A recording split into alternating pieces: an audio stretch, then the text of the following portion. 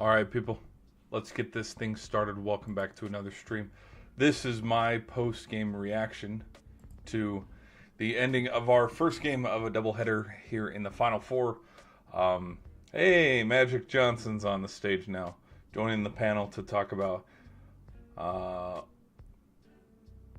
who would Magic be rooting for? He doesn't have any ownership.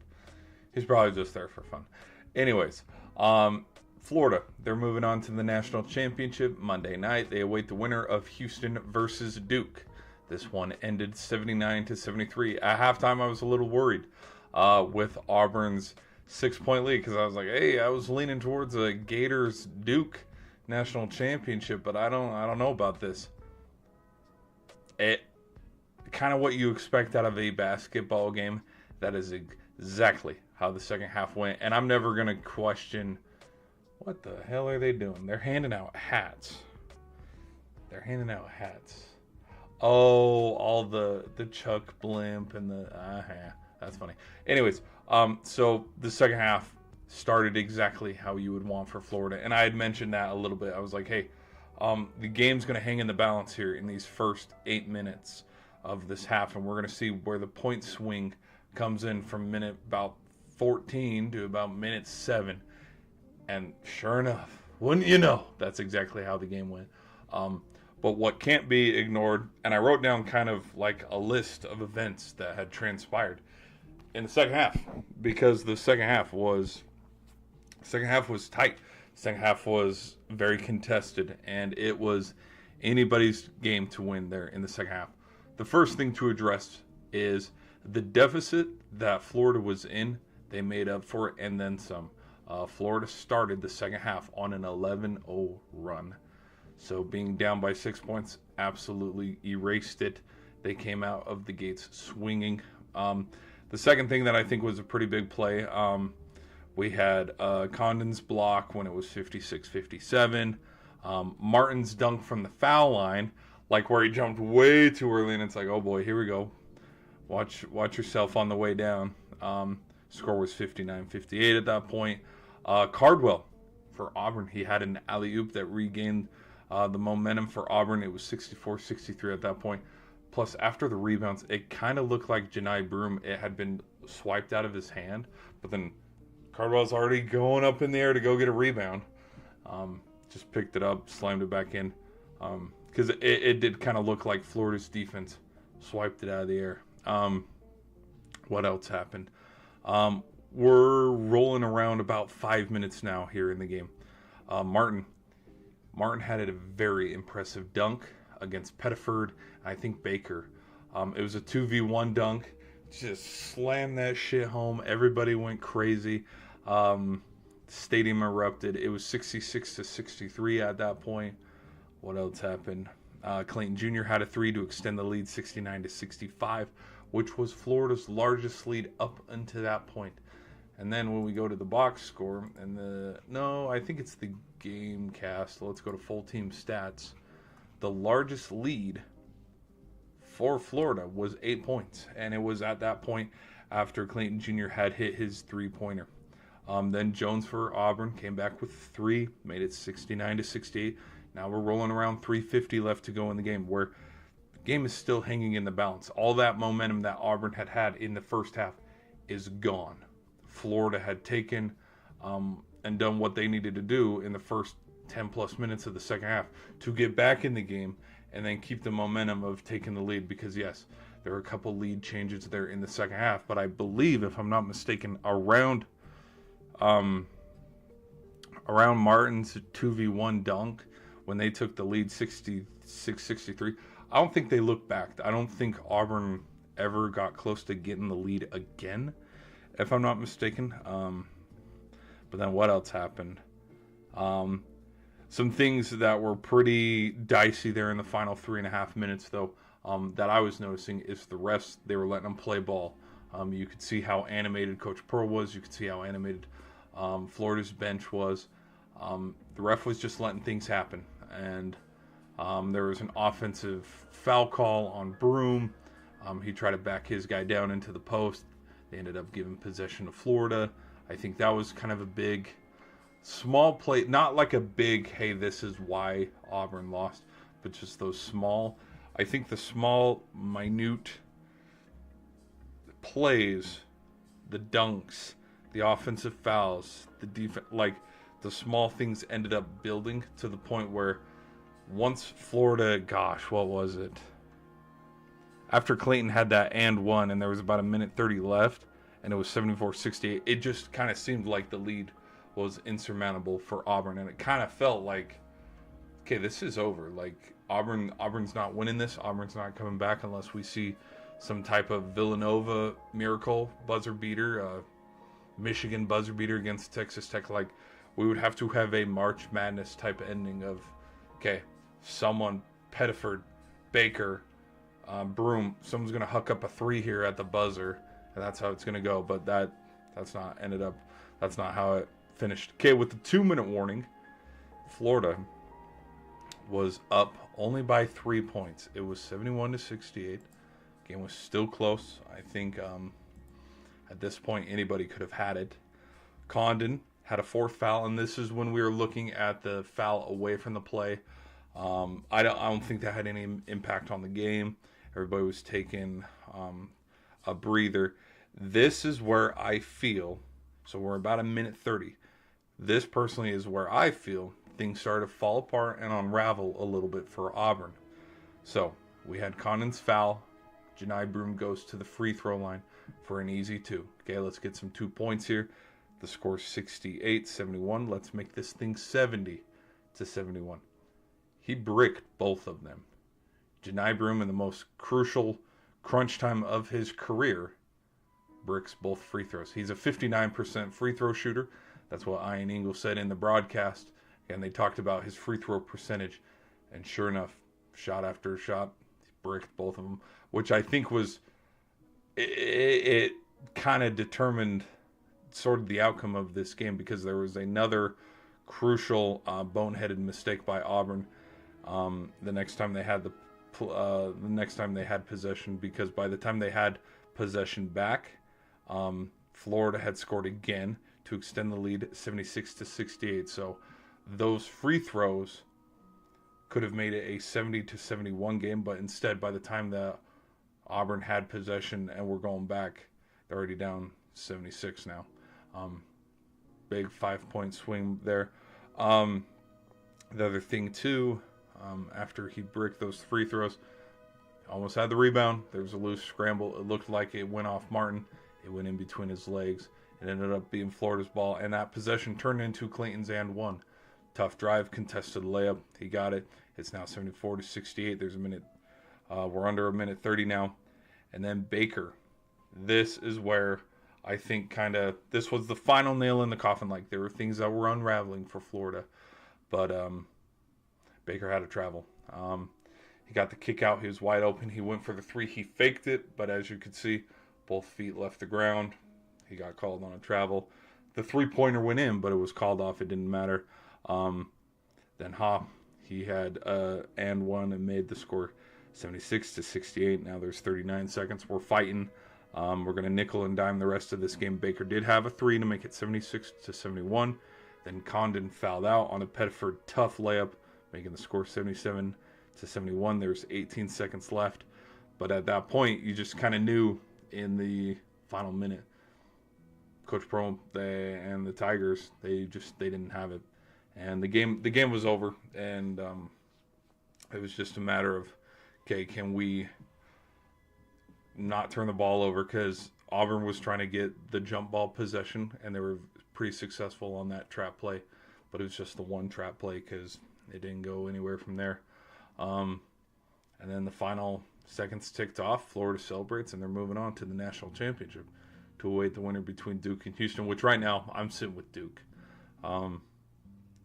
Now, some things that were mentioned in the post-game reaction that I do want to bring up and talk about is in the second half, after being down 38-46, Florida proceeded to outscore the Auburn Tigers 41-27 in the second half, which ended up being detrimental for the Tigers because, I mean, you're looking at who the Tigers had played up until this point, when they played Michigan, when they played Creighton when they Auburn, they'd start slow in the first half. I mean, we saw it against Alabama State, but then in the second half, that is when they pulled away. If I'm not mistaken, let's look at some of the box score here. I think Pettiford. Maybe it's that's why Pettiford never saw the court again. He shot 1 for 6, 0 for 4 in 3-point. Yep. So that's probably why Coach. Yep. Okay, that's why he never saw. Because there was part of me that was wondering towards the tail end of the second half. I was like, where's Pettiford? Why is he not? That's why. He was shooting really bad. He only had 7 points. Jones had 10. Kelly had 8. Kelly did have a shot at a 3-ball with probably 20-ish seconds left there at the very, very end of the game, where if he made it, things would have definitely got a little bit more interesting. Because I think, if I'm not mistaken, at that time, this was after Condon had fouled out. That would have made it 74, 77. So it's a 3-point game again. But he didn't. He bricked it out. Florida gained the offensive possession, dribbled it out. And then there was, I think another foul or something like that. Janai Broom had 15. Chad Baker Mazzara, he had 18. Cardwell had 9. So again, Janai Broom, when we needed him the most, 3 for 7. No, I'm not going to blame it on the free throws. I'd more or less blame it on his field goal shooting, because he shot under 50%. He had 15 points. It was just they got cold there in the second half. What else? Second 12 turnover. And then 12 turnovers in the second half. I did see that stat. And then Florida, because Auburn's lead in the first half, a lot of that was due to the fact that Auburn was dominating the Gators in the paint. In the second half, Florida's defense was stingy, and they had more points in the paint. And it showed, Auburn had 2 turnovers in the first half. They had 12 in the second half. Just the script flipped 1,000%.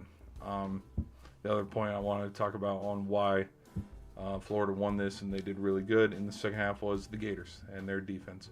I mean, in the post, the post game, when they slapped the thing on the board and stuff and they're celebrating, Walter gave a lot of credit to Ruben, and he had Ruben put the sticker on and stuff because his defensive presence, Condon and Ruben, I was talking about it at halftime, where it's these guys got to get involved. Condon only has 1 point, Ruben only has 5 points. What they lacked in their offensive production, they made up in their defensive production, because to see how many points throughout, Auburn's starting 5, that did have a big effect down towards the end of the game. And yeah, out rebounding your guys and teams, because let's look at team stats here. Overall, as we go to rebounds, 39 rebounds to 30 rebounds. So Florida, as well, with more points in the paint, they out-rebounded the Auburn Tigers in the second half to bring their tally more. Look at that. 27 defensive rebounds. Shit. That's pretty damn impressive. Total turnovers. Now, that's the funny thing, too, is Florida still had 16 turnovers, and they were still outscored in the paint 30-34. But all that production for Auburn, it was in the first half, not in the second. So it's interesting. So you're telling me I won the football game even though I threw 4 interceptions? Interesting. So, all right, that's my thoughts on that. That's going to be my reaction, post-game reaction for the first game in our Final Four matchup between Florida and Auburn. Gators, they're moving on. They're going to play Monday night after their 79-73 victory. I think Auburn shouldn't hang their head either. What's fun about this Final Four, and kind of a lot of Final Fours overall, is Auburn was still a damn good team. You look at this matchup, Houston could beat Duke here in the next hour. Duke could beat Houston, and then Duke could go beat Florida. Or if Florida lost and then Auburn, That is how evenly matched up, because people have been talking, oh, it's a chalked Final Four. This is the easiest, you know. We were clowning, I think, Jimmer Fredette. Jimmer Fredette had a perfect bracket. We were clowning him, on social media, because it's like, okay, he picked the 1 seeds and the 2 seeds in the regional finals. He picked all the ones to go to the Final Four. Look how boring this is. Well, we're looking at now where Florida won that in the second half. And if Auburn had any ounce of productivity that they had in the first half, Tigers are playing on Monday night. So you could toss it up with how the Final Four was this year versus years past, where you can make a case for Houston winning it, Florida, Auburn, and Duke versus, let's throw it back to last year. Last year, we knew NC State wasn't going to win it because they're the Cinderella team, but it would have been fun to see them repeat history like, the old NC State team way back in the day. Or it would have been cool to see, Zach Edey and Purdue get their first ring. But, just freaking UConn was on a mission, which I'm already forgetting. I'm already drawing a blank. Who did UConn play in the Final Four? I know Purdue played Alabama. UConn, hold on. UConn versus Alabama Final Four. Yes, okay. So it was. Yep. And UConn beat them 86-72. They were up by 4 at halftime, 44-40, but then they outscored Alabama by 10 points, 42-32 in the second half to be victorious, okay? So, yeah. Last year I couldn't say the same thing versus this year, where look at Alabama, it's interesting. So, oh my, look at that age gap. 37, Coach Shires 37, Coach Sampson 69. Tournament appearances 20-3. What was that final stat on the bottom? Go back. Final Fours. This is his third final. Oh, well, it's probably his second for Houston. He's probably been to one. This is Coach Shires. Technically speaking, it's his second one, but Coach K was the head coach when they went back in 2022 and lost to North Carolina. So, yeah, guys, I think we're going to end the stream there. So, people on the shorts end, see you later.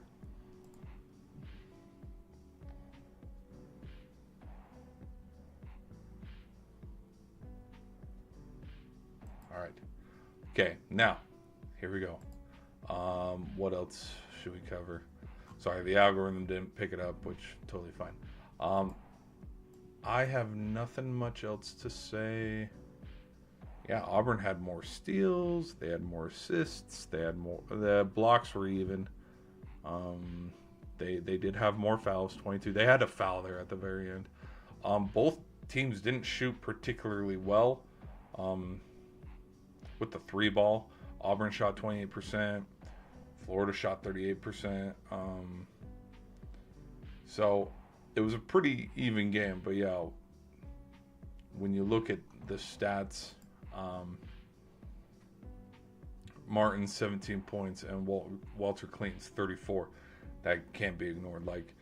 Kind of what I was saying in the halftime report, where how the game was sitting in the balance with how it was going. It's like, hey, you got to go with your points here, and just let them ride for the rest of the game. And sure enough, it was Clayton Jr. who won it for them. Their bench, I will give credit to Thomas Haw. He had 12 points coming off the bench, and he played those final 4-ish minutes, 4, probably 4 or 5 minutes real time, but the final 2.5 minutes game time after Condon had fouled out, because both teams were in foul trouble by the end of the game. All right, now they're going to start to do Houston's introduction. They're giving them the 1 seed. You know what's fun too is, I'll say this before this starts, is Houston in the past haven't gotten this far due to key pieces getting injured at the worst time. And LJ Cryer, the reason why I picked Baylor to go to I think it was the Elite Eight back in the 2023 season, was because before Roche transferred from Duke to Baylor, the point guard that was there before him was Cryer, and there were a couple there were some other guys too on the Iowa State team that I was kind of following closely in that March and February before we got into the tournament, because I was like, dude, maybe if I watch more games I'll be able to predict who wins. But that March Madness tournament was absolutely insane. Like, how the hell? And it's not going to happen again, which is kind of good, at least for a while. But like, Florida Atlantic, Miami, and San Diego State, like, it's weird. I think a lot of people are going to talk about it. Did it trigger me? Hell yeah, dude. I wanted Creighton or K-State to go in that side of the region because of just how much craziness was going on. But no, it's got to be Florida Atlantic. So we'll end the stream there, guys, though. Check back here for the halftime report of this Houston and Duke game. There's LJ Cryer, the guard, number 4. They're giving pre-game player introductions. Milos Uzan. All right. Okay, I'll get out of here. Hope you guys enjoyed. See ya.